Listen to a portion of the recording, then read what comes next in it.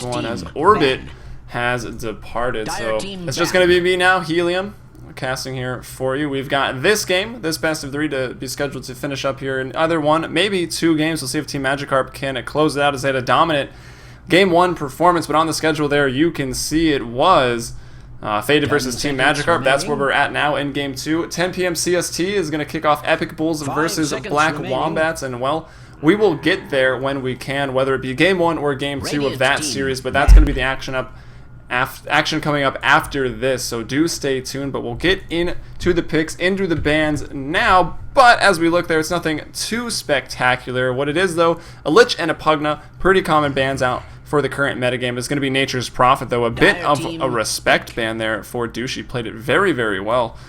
His first rotation didn't really lead to too much with his aggressive tri-lane, giving up 2 kills early. It was looking, I mean, I say grim, but I don't know. It's never fun when you're an aggressive tri-lane. You give up those kills early, but they pulled it together, and with their early burst damage, a bit of a global strat. They pulled it off nicely, and Faded takes a loss that they didn't want to take. They've got a very, very good record against Team Magikarp in a competitive atmosphere. Even scrims, they do very well.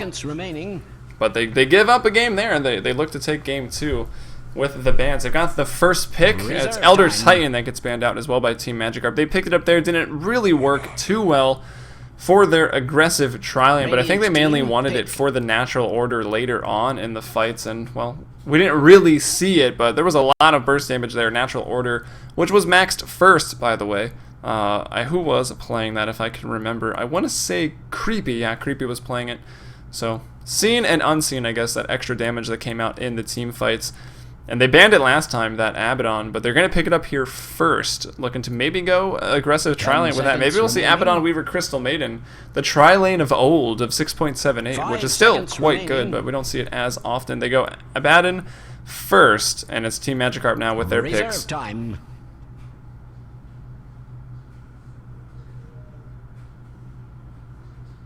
Oh yeah, and I see Orbit there in the chat. Yeah, I guess the other series is going to run a little bit later. We're sort of like overlapped a couple. This is going to run into potentially the next series, and then Orbit's game is going to be overlapped on the tail end of this series, the beginning of the next one. So if we do have all of these series going best of 3, Orbit will probably join us back for maybe Game 2 or Game 3 of Epic Bulls versus Black Wombats. And to talk a little bit more about that, we saw Epic Bulls play last week versus, who did they play? Because we cast it. Epic Bulls versus Lazura, where they had a pretty dominant 2-0 victory versus that. And that's looping the audio. Whoa. Oh, commercials. You're going to do me like this as I try to get over to... Oh my god, no. Trying to get the scoop here on the team records. 10 seconds remaining. As we do have another pick here, it's going to be that Clockwork. It's picked up first by Team Magikarp. Well, they go for the Visage. Visage Clockwork seems to be a pretty stable first 2 picks. See if they want to. There's also Crystal Maiden left. You can even pick up a carry if they want to go for that Weaver maybe early on. We will see. Alright, and then even in this game, to talk a little bit more about these teams who, well, I know very well. I play with all of these people, actually. Pretty often in various stacks, so I'm good friends with all of them. It's fun to watch them play against each other. If I could find their records here, I would. Reading is hard.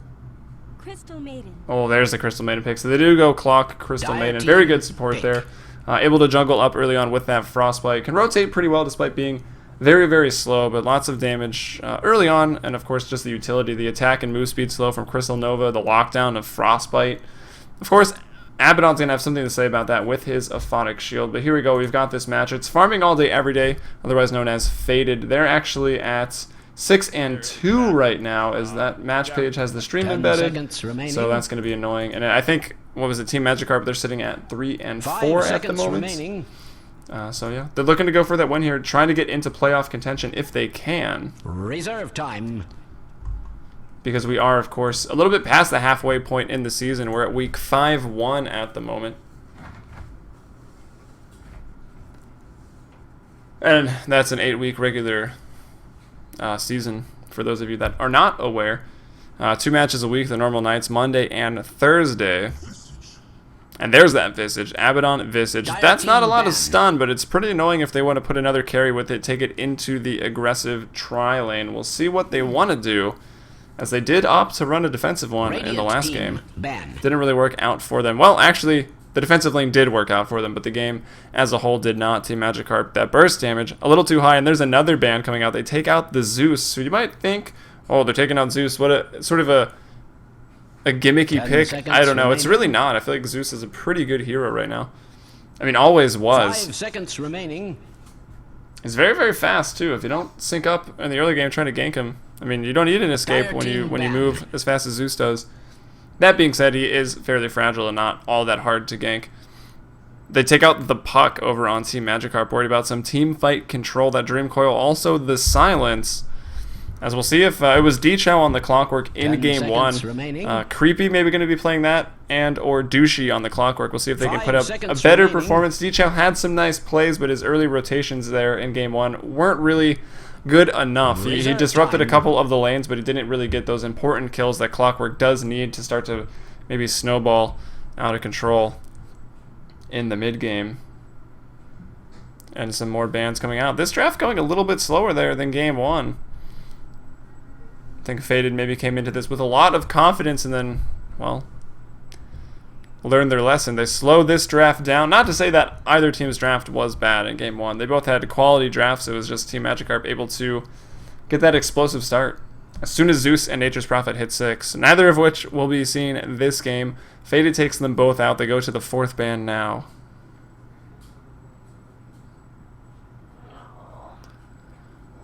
Alright, Death Prophet going to be taken out. I'm surprised it lasted that long and or wasn't picked in the first picking phase. That Death Prophet, a hero so annoying right now.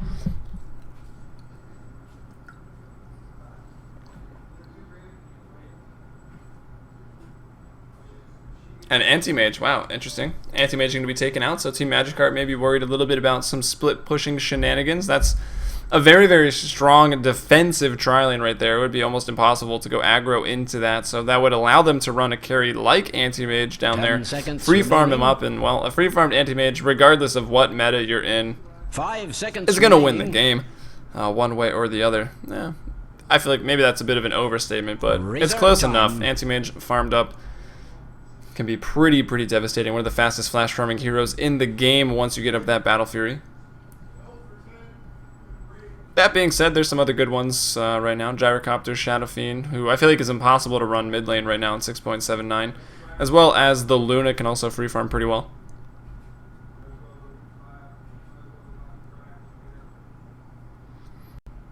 Looking for that 3rd pick now, though. Clockwork and Crystal Maiden, the first 2. So they've got a support, they've got an offlaner. Clockwork could potentially go mid, and there they go with the Clinks.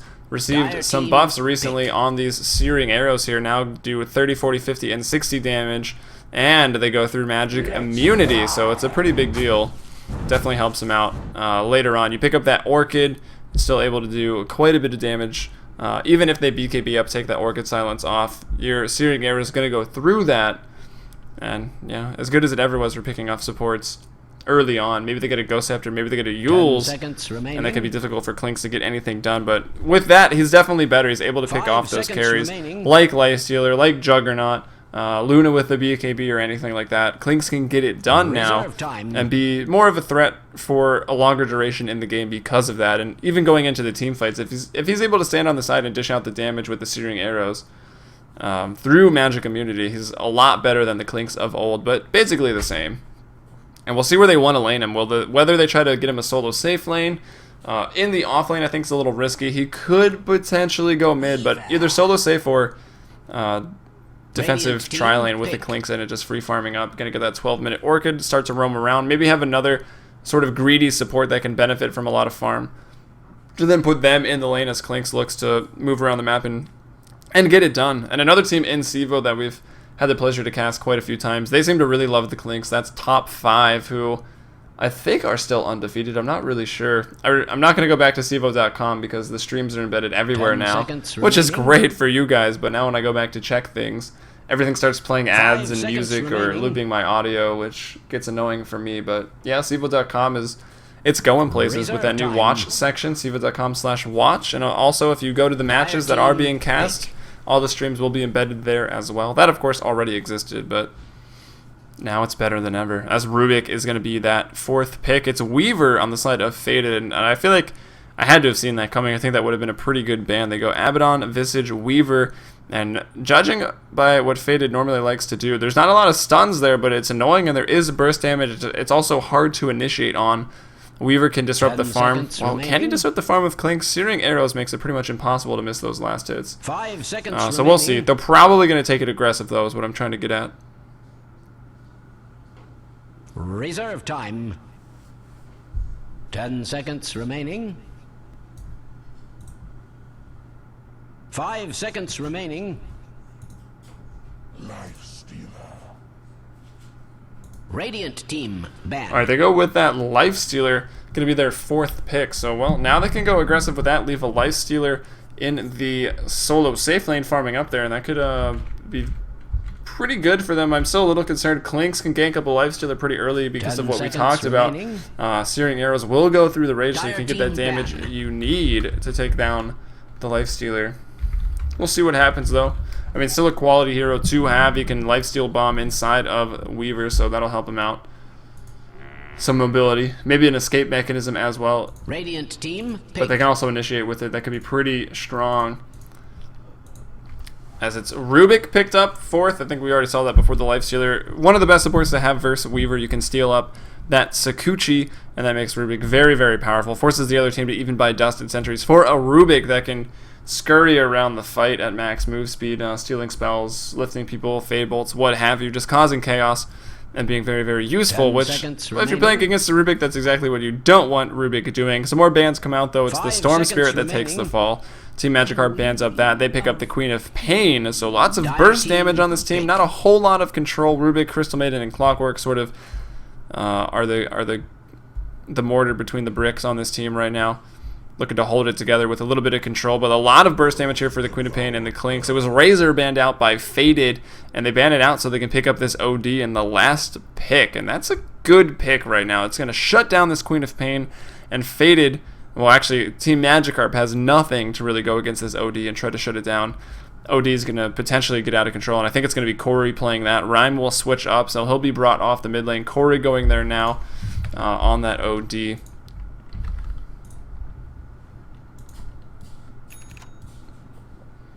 Alright, as we You look really to should introduce the prepare for teams, battle. we'll start with Faded here on the Dire. It's going to be Theory playing that Visage. So yeah, a bit of a role switch up here for Faded. Theory was playing the Luna in Game 1. Now he goes over to the Visage. Supporting behind him is going to be King Kraken on the Abaddon. That's going to be D-Chow leading the charge in this aggressive tri-lane. He'll be playing the Weaver. Mid lane will be Corey looking to play the OD. Maybe we'll see that quick Midas build Arteezy style. I think OD is still a little better in the safe lane, but when you get a game like this where you draft it last and there's really no OD counters, OD just as good as he ever was, taking it in to the mid lane. It's going to be Rhyme, last but not least here, carrying solo safe lane on the Lifestealer. Now over to Team Magikarp, who take that first game off of Faded here, looking to maybe potentially upset. Faded comes into this 6-2, and I believe 30 Team seconds Magikarp to with battle. maybe 3-4 or even 2-4 sub 50% win rate.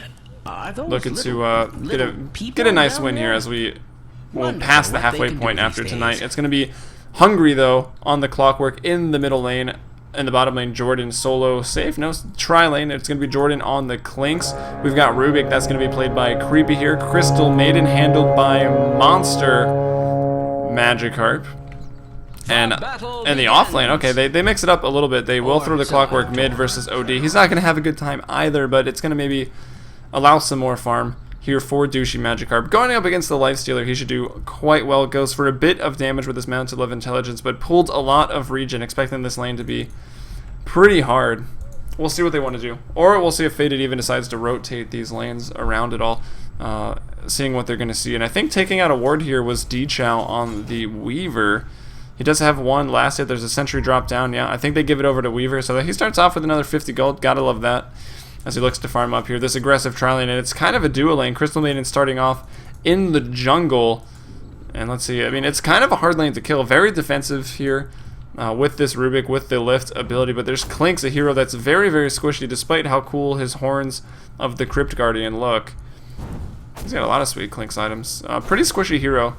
Can be burst down quickly, especially with that Visage in lane. Did they bring sentries to the party? Of course they did. They've already dewarded one. Another sentry is on back there with King Kraken on the Abaddon. Mid lane, meanwhile, 1-1 to 4-1. You'd expect Hungry on the Clockwork to not be doing so well in this matchup, and probably won't do very well in this matchup, but he'll get his levels.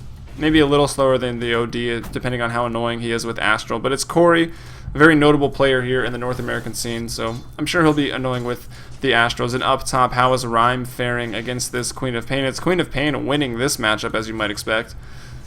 Rhyme at 5-2, 3-1, excuse me. Douchey at 5-3, so winning that lane last hits and denies. And no action in the bot lane, and I don't think there will be for a while. I don't know if Faded will even try to get aggressive on this. As long as they're slowing down the farm of Jordan, that's all they really need to do. D-Chow's not too affected.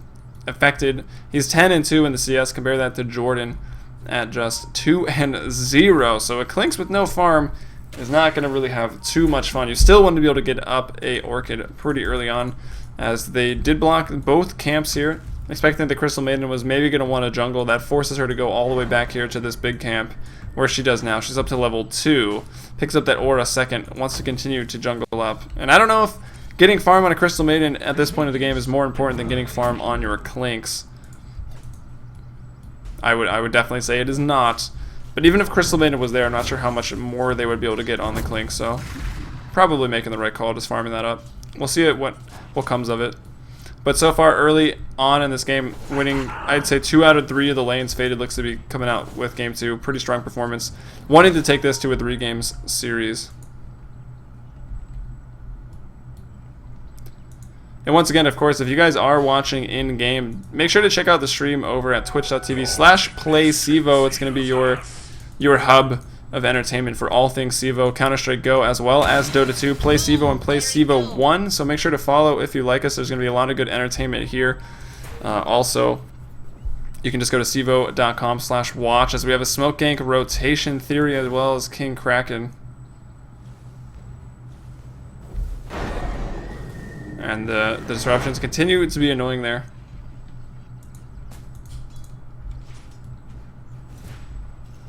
(15-10) up here, though, is Douchey Magikarp. Getting a lot of denies here against Rhyme. Just bringing in the harass, puts 2 points in Shadow Strike even. But here comes a dire rotation. They showed up to the mid lane, and they didn't really get anything done there. Still no blood drawn, as we're almost at 4 minutes. They look to be going on Douchey. It does have 1 point in Blink. He's going to blink into Theory, though, who throws out the Grave Chill. This is going to be the first blood. Douchey in trouble. Goes down. Theory picks it up here on the Visage.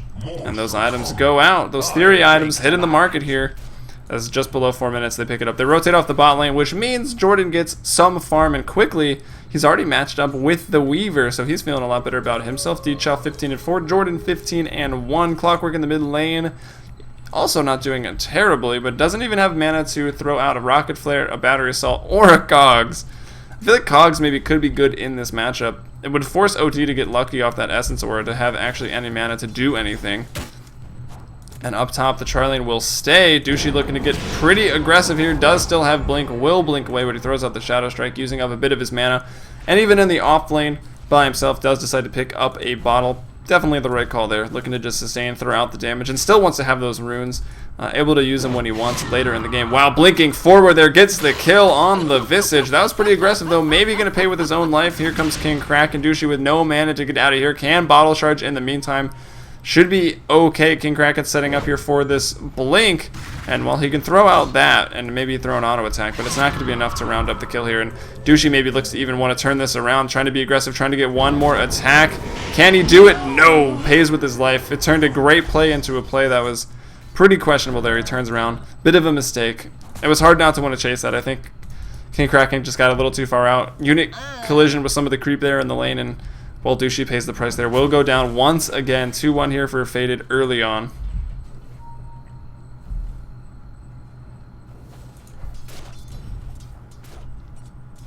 Corey, meanwhile, in the mid lane, 27-11. Doing well versus Clockwork, but Clockwork here is level 6 already. We've got, yeah, Corey's a little further into it as you might expect, denying heavily, as well as, you know, putting people under with Astrals when they deny or a creep dies. No experience from that, so expect Corey to be ahead. He's also out of mana though. Did go for a bottle, probably the new build to go for. OD didn't really need a bottle in the mid lane previously because of the way Essence Aura worked with Tranquil Boots with a buckler, but now I feel like you definitely do, unless you really get lucky with your Essence Aura procs.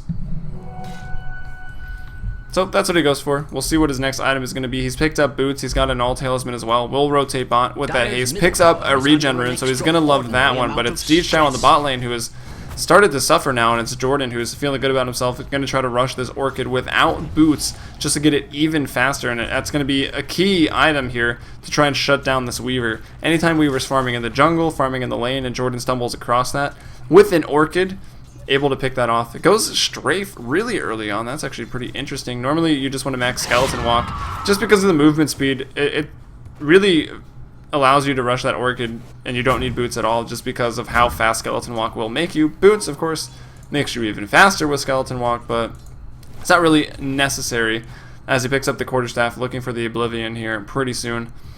And mid lane, we've got a Clockwork who's doing okay in terms of farm, 23 and 6, only 34 and 12. And he's not affected in terms of his base damage, his last hit potential when he gets put under, because he's a strength hero. It's not an int matchup versus an int, which OD would love to be going against this Queen of Pain, and I'm kind of surprised they didn't just rotate that as the lanes.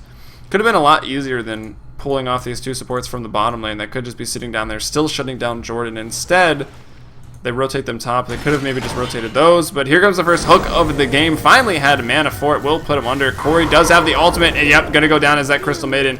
Took a few tower hits on the way in. Corey knew he could just use his ultimate to take him down, and he does just that, and now chasing Hungry back on the Clockwork as well. It's 3-1 faded early on. It's gonna be a kill for the OD. 2 for the Visage, that's Theory, as well as 1 kill, the 1 kill of the game for Team Magikarp onto Douchey. He almost had 2, but he overextended himself in that top lane and did go down, unfortunately.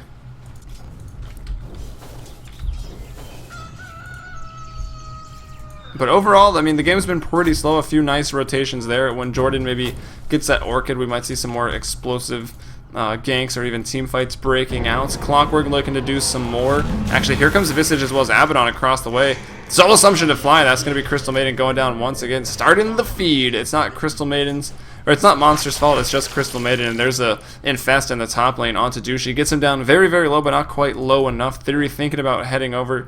Will retreat, head back to the mid lane as Clockwork in the mid. I mean, he's a good mid hero. He does well or okay in most matchups, but this is sort of the problem. He's in the mid lane. Now if he leaves, it's obvious Clockwork is gone. What can he really do? I don't know. It's usually you as Clockwork gank middle with a hook, and well, he throws out a hook onto Corey. Once the cogs will get them, Corey's locked up. Here's Rubik, here's Douchey, everybody, Monster as well in the mix. Coming out of the Astral now, and that should be Corey going down. Sonic. Wow, Sonic Wave goes off, Abaddon just disappears. Corey, though, is still alive, and they're going to maybe turn this Disjoints with the blink, and it's Abaddon, the only one who goes down. Somehow Corey lives, and maybe looking to pick up another kill here. On to Hungry, the Clockwork. Not going to be enough. That Rocket only at level 1, I believe. No, level 2 in Rocket Flare. It's not enough, but it's Magikarp getting on the board. It's 4-3 now, so they start to catch back up as we're just under 10 minutes. So to check out the farm overall, it is actually Jordan still leading that at 49 and 6, 48 and 13 here on Corey. I feel like maybe he should be doing better in this matchup in terms of last hits. Maybe that base damage affecting him a little bit, but hitting for 100, almost 100 damage right now, probably not. 49 on the OD, 49 on the Lifestealer, who is top. That's Rhyme. Oh, we've got a Moo bot now? Can't beat that. In the stream chat, of course, is what I'm referring to. Rhyme at 49 CS. Douchey Magikarp's done okay, 38 and 14, as well as Hungry on the Clockwork at 27 and 6. He's tied with that Weaver exactly. That's Deechao. The net worth, though, it will be Corey out in front at 3.9k. 3.8 on the Lifestealer. About 3.8 here on Jordan as well. Yet to get a kill, an assist, or a death. So he could be doing better. He could be doing worse there on the Clockwork. Third in net worth. First for his team. Gold graph overall. It's maybe a 700 gold advantage here for Faded. About 1,000 in XP forfeited. So no one leading by an incredible amount. That's decent at 10 minutes, but it's not really that big of a deal. Here's what might be a big deal. Rhyme now buying a lot of space, picks up a Midas here at just about 10 minutes, and we've got the, well, let's see, the Oblivion Staff. How far is that along? Not really that far along. There's a Midas coming out here to somebody on, is it Queen of Pain going for a Midas? That's interesting. Meanwhile, mid lane, Corey in trouble. Going to be healed up. Frostbite comes out. He does have Sandy's Eclipse. If they want to turn this, D-Chow shows up. Maybe could have thrown a swarm into that. There goes the dust. Going to be put under by Rubik. I think has stolen Astral Prism, and indeed he has. Ultimate goes off onto a couple. I think they could have maybe strung those ultimates together a little bit better. And, oh, not going to go down. Bug starts to attack. Get attacked by the tower, and that means Hungry on the Clockwork will live. 4-3, still the score, so a lot of fighting going down in the mid lane. Sandy's Eclipse dropped as well, and no one gets a kill. I thought Weaver could have opened with the bugs and then Saguchi through, and they could have just ulted with Corey right away and maybe taken that fight. I'm not sure. No one dies for either team, but it is Douchey Magikarp in the bot lane, level 8, about to hit level 9 off of this, getting that tier 1 tower. Does he last hit it as well? He does not, which is maybe a little unfortunate. I thought it was maybe Jordan that would be pushing the tower. So he goes top to defend, actually. For some reason, not using Searing Arrows to last hit under that. Looking to get towards that Orchid. It's only 12 minutes, and he actually went back for the Boots of Speed. Has a quarterstaff, so he's about 800 to 1,000 gold away, roughly, from finishing up that Orchid. That is a lie. No, yeah, he's got 700. He's almost got the components for the Oblivion Staff, and then about another, what is it, 750? 850? You think I would know, but the numbers escape me for that Orchid recipe. Is not too far off at all. Have it up by maybe 13, no, probably 14 minutes. In the mid lane, though, meanwhile, he goes very defensively there, Corey, with the Astral Ultimate by Douchey. Low on the mana, a couple more attacks, and there's the Aphotic Shield. They unload everything they got, and they don't get him once again. Abaddon is there just in the nick of time. Jordan in the top lane, though, dusted up, will go down. Rhyme being chased, wants to get over to the creep, won't be able to.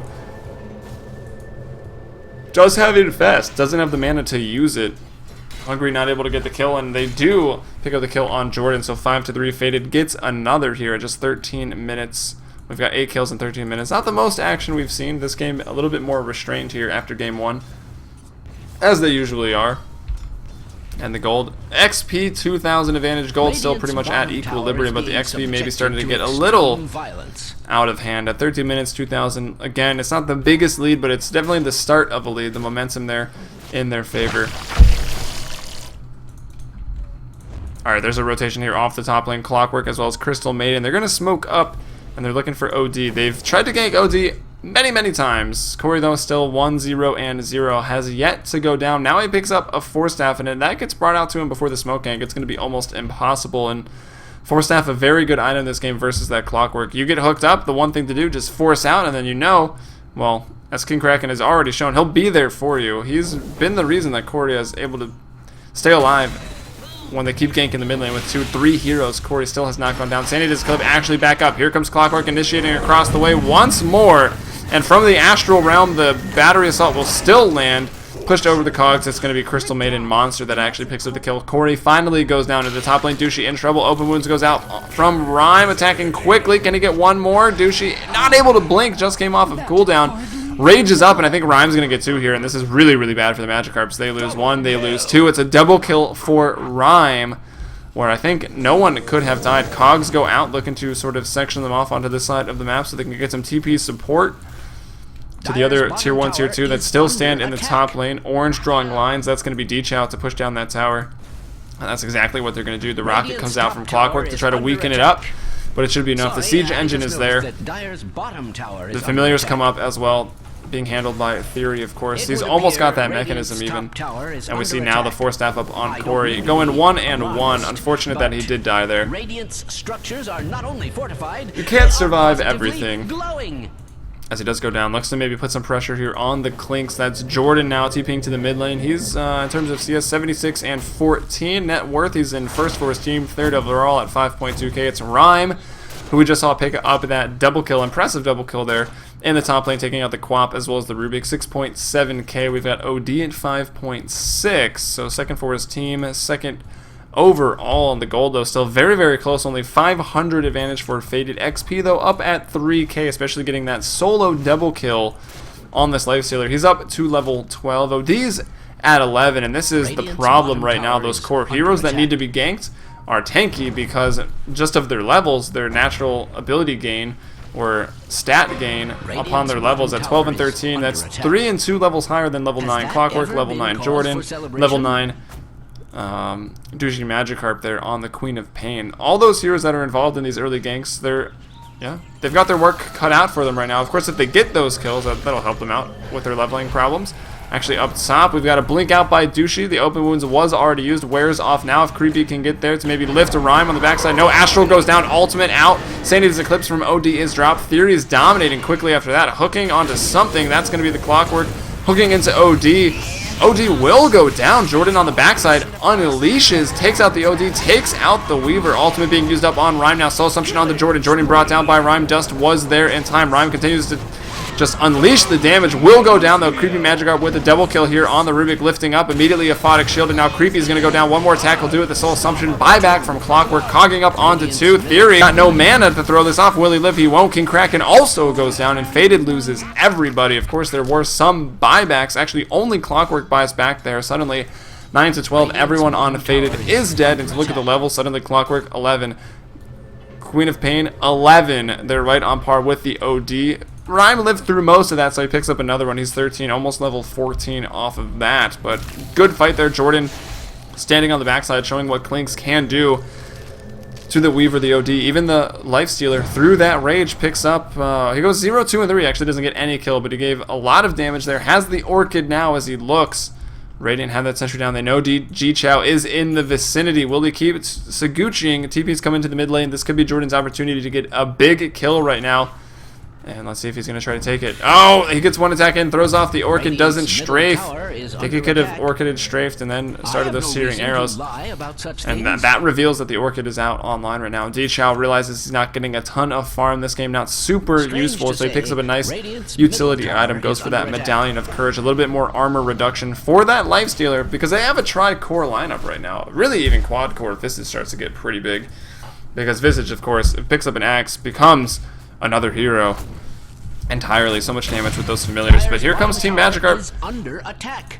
looking to take out a mid tower, gain some more map control. They were so far able to get a bottom tier 1. All their towers still stand though. They've been defending them nicely. All those tier 1s though very, very low. They won't be much longer for this world if Faded has anything to say about it. They've also got that Weaver, even the Lifestealer, to try to split push. There's, wow, it's art competition now on the minimap. Everyone drawing over it, looking for a kill here. In the mid lane, Corey going to find out this Rubik, and Rubik could be in quite a bit of trouble here. Going to try to maybe lift. Won't be able to think about doing anything. Puts himself under with the Astral, actually looking to buy some time, and wow, that was a play right there. Could have maybe lifted, but he puts himself under. Corey, though, getting a lot of stacks of Astral at the moment. Starting to hit for quite a bit of damage as he's 11. He's got 1 point in the orb. 2 points in Sanity's Eclipse, which is coming off of cooldown right now, actually. So they do have that for the next engagement. They had it up top as well, where they lost 5. Gold shoots in Team Magikarp's favor after that. It was a 5-for-4 trade with the buybacks. These are hard to follow, but... yeah, we're going to give up. 5-for-4 or 5-for-3. There were a couple buybacks there by Team Magikarp. Although it looks to be on the map almost worse than that. Or on the graph, excuse me. But, I mean, we see the gold reflect afterwards. They also took that tower in the mid lane. Did they? What am I saying? Took the tower in the bot lane? They've got that 1 tower advantage. I guess that's about 1,000 gold on the map, but I don't think that was really being noticed. The farm, of course, still in the Dire's favor, so the tower kind of counteracts that. 106 CS here for the OD, 96 here for Rhyme. He's also 3-1 and 4. Going to finish up that armlet pretty soon, and that's going to make him a lot scarier in these engagements. That last engagement, he maybe could have lived and cleaned up if he had an armlet. Could have toggled, had the opportunity to toggle. He just didn't have an armlet. He's gone Phase Drums and Midas. He's 200 gold away from finishing that up. XP, though, still a 3,000 lead for Faded, mainly due to Rhyme being up at level 14, like halfway to 15 pretty much, and there's Queen of Pain at just barely 12, and Clockwork still at 11.5.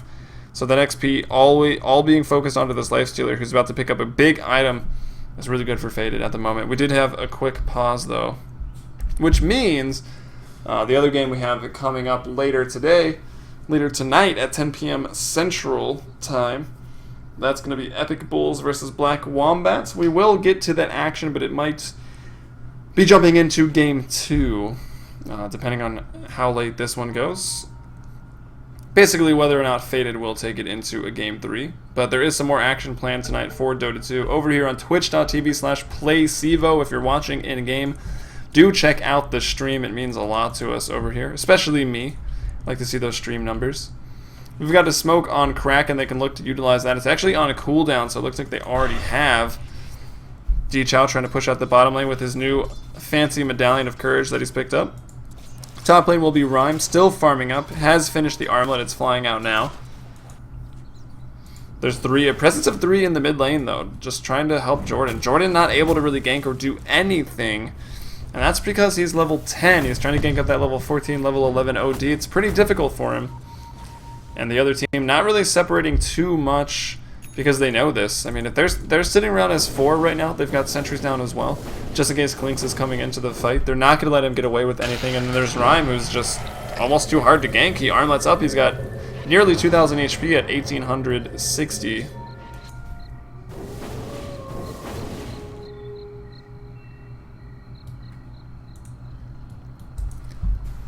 And Kraken's up to level 8, so he does, of course, have Borrow Time online. I would hope so. Level 8 at 20 minutes, though. It's not great. If we check out the supports overall, it's level 8 for Abaddon. He is the lowest. Rubik and Crystal Maiden here for Team Magikarp up to level 9, and it's going to be Visage, who did get quite a few kills at level 10. Meanwhile, Fortification forced out in the top lane. Faded uses that to defend their tower, but they're looking to trade not that useful of a tier 1 tower for taking the mid out here. Lots of map control comes from this.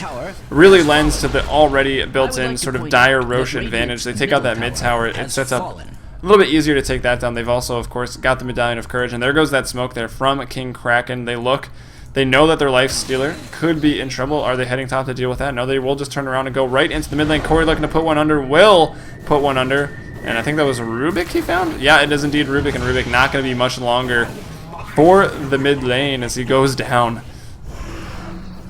Picked off pretty much instantly, sticking around. So, yeah, not the most useful smoke gank. They could have probably done that without using smokes, but whatever. They use it. They're doing things. They're getting things done. King Kraken actually buys another one, so it'll be, what, maybe 30 seconds here. 40 seconds before they can throw up another smoke gank, try to pick off maybe this Queen of Pain, who went for a Midas, looking to go carry mode and prep for the late game here as they got off to a rough start early. They've since taken some good fights. Goes for the Midas up to 4,000 gold right now. Just a little above a 1,000 HP with those boots on strength. We'll see what she wants to go for. Orchid would be pretty good, but they do already have one on the Klinks. I think a first item. BKB could be okay here just to get back into the game. It's sort of that item you buy to catch back up, but how far are they behind, really? They're actually ahead in gold by 2,000, maybe 2,500. XP, about 2,000, and there's Jordan getting another pick off there. D-Chow will wand up and time-lapse. And if you don't kill him in time, that time-lapse is pretty brutal. They're going to turn it around. Do they have any vision at all? They do not. Jordan will get away. Corey was there, but not quite fast enough, and now that Corey shows up, they put 2 cores in the same lane. D-Chow will run away, and that's a problem with tri-core lineups. It's this Weaver that has to run around and just try to find some farm, as we only see him at 76 right now. It's Rhyme dominating at 121, and Corey at 133, so Corey actually the one dominating. But look at this Queen of Pain. Was pretty far down there in the net worth with this Midas pickup of the 4.5k gold. 2,400 of which is reliable. She might want to buy something pretty soon. Has enough to finish up an Ags to lend herself to the team fight just a little bit better on that lower cooldown. Also pushing waves a little quicker because it will just come back up on cooldown whenever you need to use the Sonic Wave. Could go for an Orchid. Could go for the Sheepstick as she TP's top. Still with not a lot, looking to use that Midas up once more. But Dushi had a really good performance there in Game 1 on a Dangerous Prophet. Looking to, well, repeat that here on the Queen of Pain. So far, he's looking like a genius picking up this Midas, pulling up so much gold. But if he somehow dies, in the meantime, that could be pretty problematic for his squad, and he would lose a bit of gold. Although a lot of that is reliable because of the way Midas works. He goes, yeah, straight for the sheep stick. He almost has it now. About 300 gold away from that sheep stick. That's going to be a pretty big pickup here. Able to put down OD, burst him out, put down the Lifestealer before he rages, or even the Weaver. They've also got Jordan with that Orchid to maybe take care of somebody else on the side. Hook in as well from the Clockwork, can disrupt the OD, can disrupt the Lifestealer. And does he have a Force Staff yet on Clock? That's got to be his next item choice, I think, here. Maybe a mech. I mean, the team does not have a mech. Crystal Maiden goes for a Force Staff, interestingly enough. Having jungled up nicely with 37 last hits. 4.2k net worth there on the Crystal Maiden. So she's able to escape from that Lifestealer. Pretty good pickup. Maybe they could have used a mech. There's Rubik that goes with the Urn of Shadows. And then there's Hungry here on the Clockwork, who did go mid and really doesn't have a lot. Has less than the Crystal Maiden. Well, he's got more net worth, but feels like less. They scout it out. Clockwork scouts it out, but it's going to be the Dire that slay it and receive the Aegis. They give it over to Rhyme on the Lifestealer, and they're maybe trading that for some damage onto their tier 2 in the top lane, and that's probably okay here. TPs come in, Cogs go down, Rhyme is there, picked up the Aegis, first one to TP in, looking to go fight here. Might just give up the Aegis right away, hook over, Rhyme goes down, and he gives up the Aegis. That's the ultimate, of course, though. Used up there, and I think this is maybe a good point for Team Magikarp to disengage, though Clinks on the backside will take out the OD. That's a really big pickup. And Rhyme, though, starting to cause a bit of a ruckus, getting kited around with the Force Staff's retreat blocked up here by Hungry with the Cogs. Nicely done. Rhyme will go down. Here comes Weaver into the fray. Dust goes out. Will actually land Cardi the Catapult here with the attack onto the Weaver. Will reveal which way he wants to go. And here comes Hungry with 2,300 gold. Hungry for more kills. Looking for maybe an Ags next. I feel like a mech would still be a potentially good pickup, as they don't have one yet. Theory does have that mechanism, but it was a nice pickup there on the Lifestealer. But Jordan really held that team fight together, able to pick up OD on the backside. They dropped the Aegis. They killed the 2 most farmed heroes. That puts Queen of Pain on top of the net worth, 11.5k. They get even more map control. They take out the top tier 2 tower. And are they going to go for more? Lifestealer's still down for another 20 seconds. He's got buyback. If they can force it out here and disengage, that would be very, very good here. Trying to get this damage on, though. Do they have a strafe available? They do in just 4 seconds. Jordan might try to throw it out. There still is a Glyph of Fortification, so Faded has been playing that right. There's a sheep forward. They revealed the sheep. No one going to go on Corey, probably. Very, very wise decision. They will back off. You don't want to get over-aggressive after a fight like that and just throw that advantage, that momentum you just claimed for yourself. We've got a 5,000 gold lead for Team Magikarp at the moment, and XP now has normalized. We're at equilibrium. 13 to 12 to score. Faded leads by 1, but it's the net worth chart that's been overtaken. The Queen of Pain out front, 11.6k. Jordan on the Clinks with a nice pickoff. Well, second and third bouncing around there with the Lifestealer. He's at 9.6k. It's Rhyme here on the Lifestealer, and also 9.6k. And yeah, there's OD, also around the same. So they're fighting for pole position right now. The next notable hero, 7.7k on the Clockwork, who has got 3,000 gold, looking for something else. We'll see what his next item choice is. If he wanted the mech, he could have already had it. Could be going forward. I think the Force Staff is probably one of the best choices he could make right now. That open wounds, the Lifestealer can't really get anything done. Even the Force Staff on Crystal Maiden came up big in that fight. Normally, a hero that Lifestealer could rage up and focus down can't because of the Force Staff. And then another one on the team is going to be pretty nice. Maybe he goes for a Shiva's as well to slow down that attack speed. I don't know. A lot of options for this Clockwork for this team. He could even go AC if he really wanted to. Yes, it's an odd item that you see Clockwork with, but it helps with the push, which there's still a bit of here. Clinks hitting for a lot, going for that BKB now. He's only about 100 gold off of that. Here's an ultimate orb coming out, so okay, Aghanim Scepter it is. Makes sense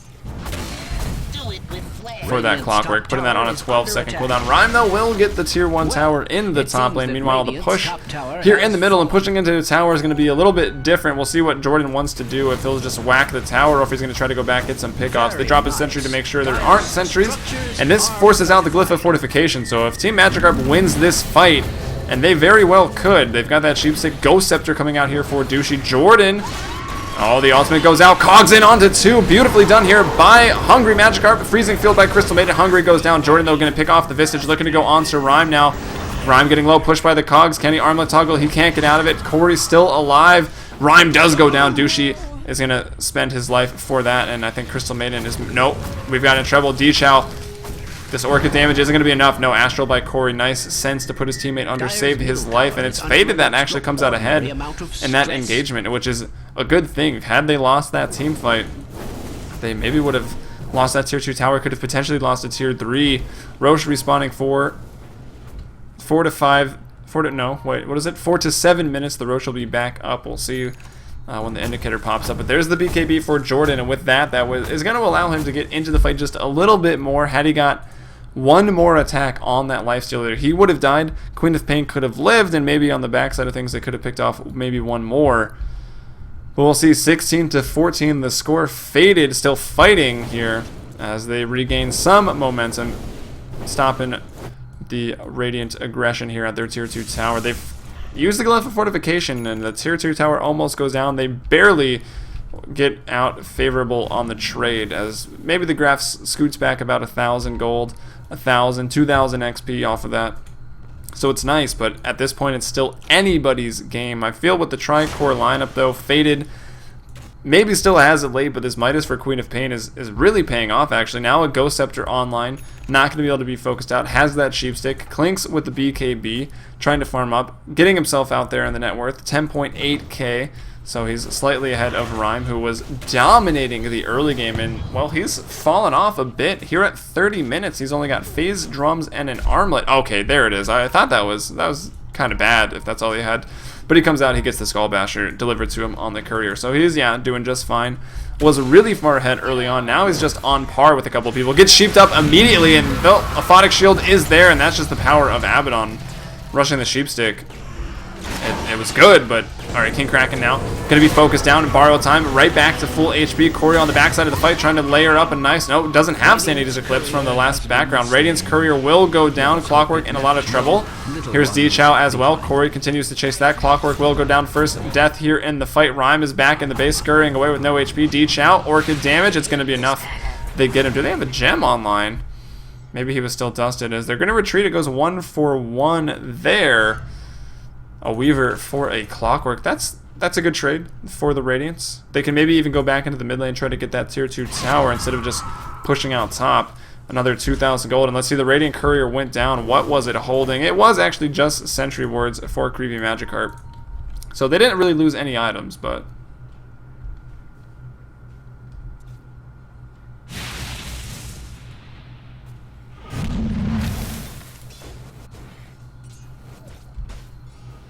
For some people wondering about CSGO, CSGO is over on twitch.tv/playcevo1. Dota took the main stage tonight here at twitch.tv/playcevo. And if you are watching a game, if you'd head over to the stream, would help support us. Make sure to follow it as well so we can get up that partnership. Would help us out a lot with the resolution options, the stream, the bandwidth priority.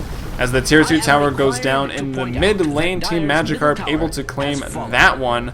And they look to end this in 2, which, well, it would be beneficial for us as casters and viewers, because in just 20 minutes, the next game of the night, Epic Bulls versus Black Wombats, gonna get started. But if this goes to 3, we'll catch up with that series maybe in game 2, as we're here with Faded versus Team Magikarp. Faded, a team that, well, normally wins here versus Team Magikarp. Very, very good record. They find King Kraken and they look to pick him off. He's got borrow time, will be put under. More time being borrowed. Corey going to be forced out.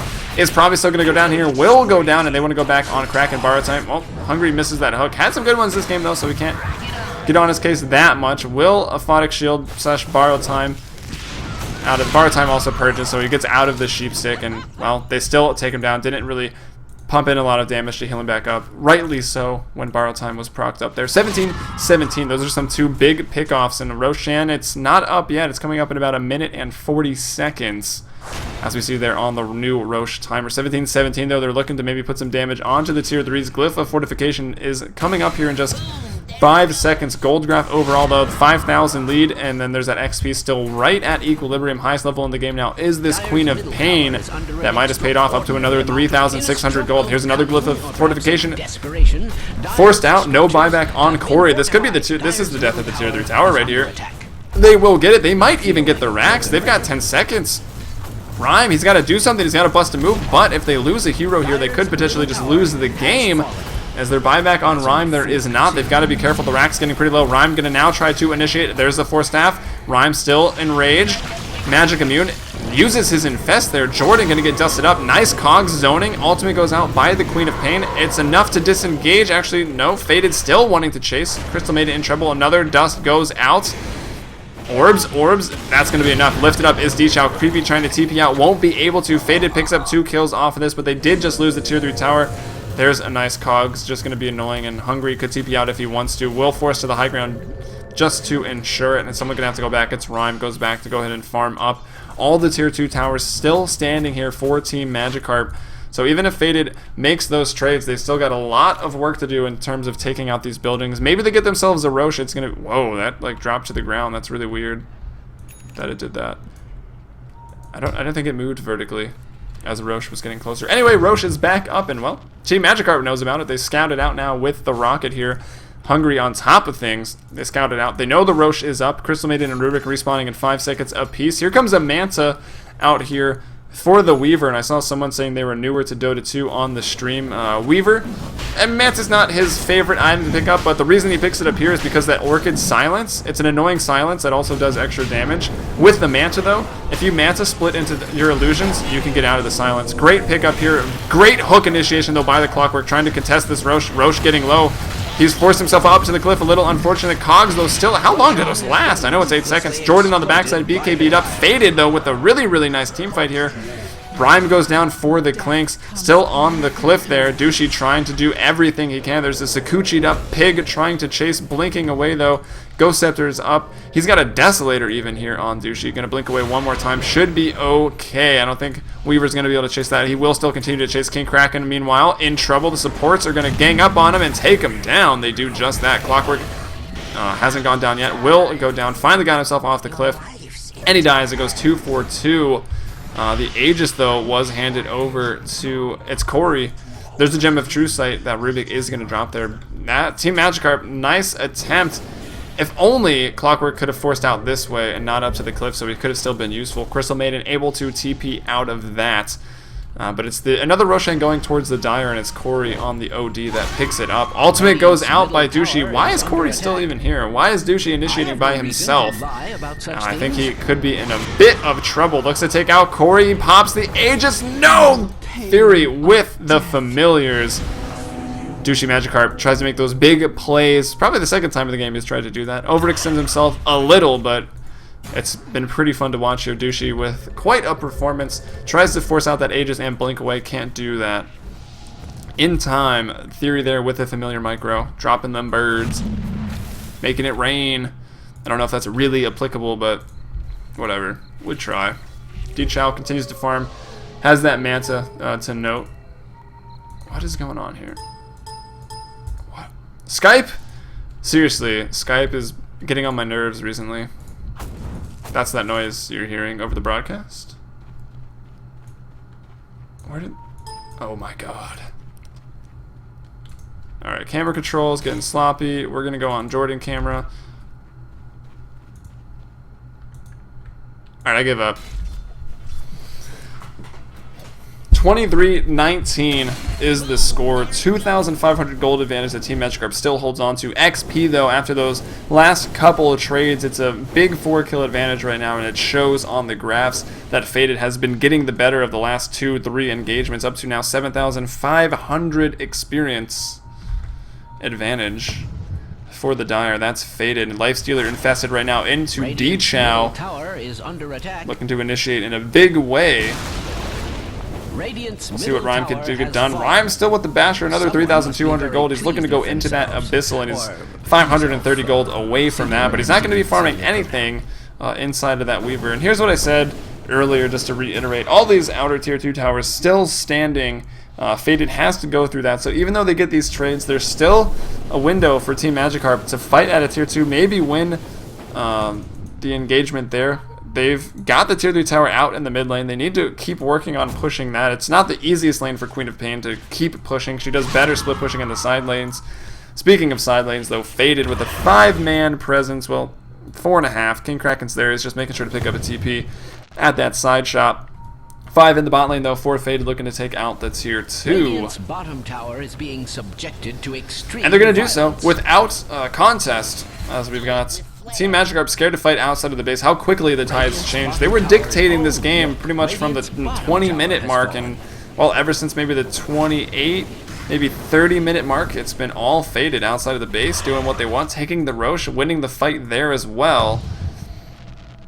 They lead by 4 kills. Really anyone's game in terms of the graphs. Map control, well, still a slight advantage for Team Magikarp. This Tier 2 tower, even though it's an outer tower, it's pretty pointless in terms of map control. It's really just that this Tier 3 is down in the mid lane for Faded that makes their life a little bit harder.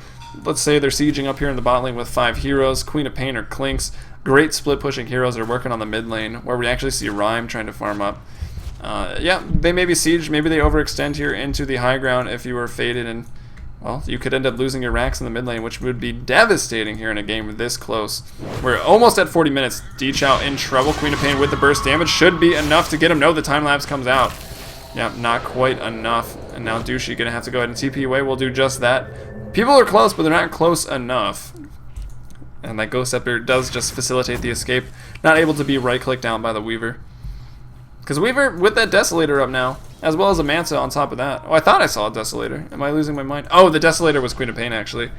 Weaver maybe would have had the damage, but, you know, why risk it? Even though TP actually will dispel the Ghost Scepter form immediately.